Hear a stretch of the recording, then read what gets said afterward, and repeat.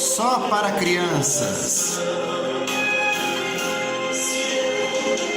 Em 1998, foi lançado pela dupla Leandro e Leonardo o álbum Só para Crianças, com as canções Acalanto, Com uma Perna Só, Noite Feliz, Chapeuzinho Vermelho, Festa dos Insetos, O que é, O Ronco do Papai, Canção das Crianças, O Bom Menino, Se Essa Rua Fosse Minha.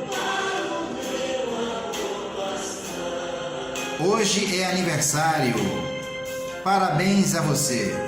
Álbum lançado aí também para as criancinhas escutarem, para as creches, escolinhas, e de alguma forma aí a meninada está curtindo também a dupla Leandro e Leonardo. Esse álbum foi lançado no ano de 1998.